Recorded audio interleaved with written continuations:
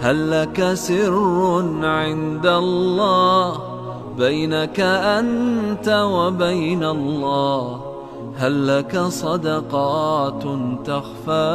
السلام علیکم ورحمۃ اللہ وبرکاتہ۔ یہ ایک بھائی کا سوال تقدیر کے بارے میں ہے کہ تقدیر میں تو سب کچھ لکھا ہوتا ہے، اس نے نیکی کرنی ہے، بدی کرنی ہے، کتنا کھانا ہے، رزق کیا ہے، عمر کتنی ہے، اور اس کو مال کتنا ملے گا۔ تو اس میں کوئی شک نہیں ہے، لیکن آپ کو ایک بات اچھی طرح سمجھ لینی چاہیے۔ ہم جو کام کرتے ہیں اس لیے نہیں کرتے کہ تقدیر نے ہمیں مجبور کر دیا ہے کہ آپ یہ کریں، بلکہ معاملہ یوں ہے کہ جو کچھ ہم نے کرنا تھا، چونکہ اللہ تعالیٰ کا علم سابق ہے، ہمیں کسی چیز کا علم ہوتا ہے اس کے وقوع پذیر ہونے کے بعد، جبکہ اللہ حکم الحاکمین کو اس چیز کے ہونے سے پہلے بھی پتہ ہے کہ وہ کب ہوگی، کیسے ہوگی، کیا کیفیت ہوگی۔ تو جو اعمال لوگوں نے کرنے تھے، کرتا انسان اپنی مرضی سے ہے، وہ اعمال اللہ نے پہلے ہی لکھ لیے ہیں۔ اگر آپ کو بات سمجھ آ گئی ہو، جو کام ہم نے کرنے تھے، جو عمر پانی تھی، وہ اللہ تعالیٰ نے پہلے لکھ لی۔ اللہ کو پتہ ہے یہ کیا کرے گا، کیا نہیں کرے گا۔ البتہ یہ نہیں ہے کہ ہم تقدیر کی وجہ سے کرتے ہیں، کیونکہ تقدیر میں لکھا گیا لہذا ہم کریں۔ ہم تو تقدیر پہ مطلع نہیں ہیں، ہمیں کیا پتہ تقدیر میں کیا لکھا ہوا ہے۔ ہمیں جو کرنے کا حکم ہے وہ ہم کریں، جن سے رکنے کا حکم ہے وہاں سے رکیں۔ علماء نے تقدیر کی ایک قسم تقدیر معلق بھی بیان کی ہے، امام مالک وغیرہ نے، یعنی جس کا مطلب یہ ہوتا ہے کہ اللہ انسان کی تقدیر میں یوں بھی لکھتے ہیں کہ اگر یہ صدقہ کرے گا تو اس کو یہ بدلہ دوں گا، اگر نہیں کرے گا تو یہ دوں گا۔ اب وہ صدقہ ہم نے کرنا تھا تو اللہ نے لکھا ہوا ہے کہ اس نے کرنا ہے، ہم نے نہیں کرنا تھا تو اللہ نے پہلے لکھ دیا یہ نہیں کرے گا۔ تو بالکل ایسے ہے کہ اللہ تعالیٰ نے اپنے علم سابق کے مطابق انسان کی وہ تقدیریں لکھنی، وہ لکھنے لکھانے کے کام سے فارغ ہو گئے۔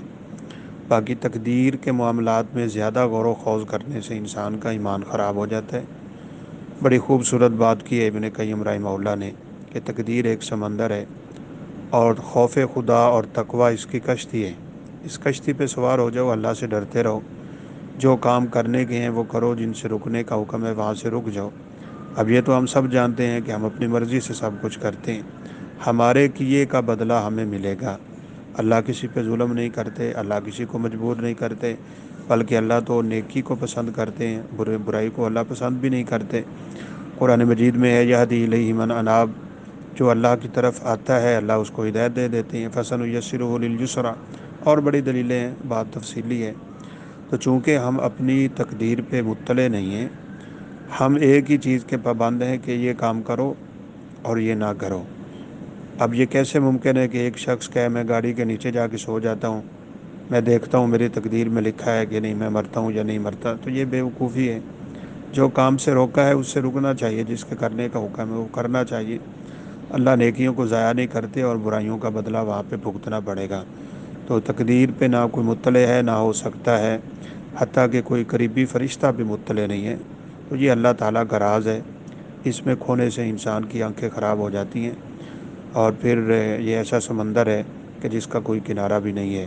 لہذا ہمارے پاس ایک حل ہے، کرنے کے کام کریں، نہ کرنے کے نہ کریں، اللہ پہ توکل کریں اور اس پہ یقین اور اعتماد اور بھروسہ رکھیں۔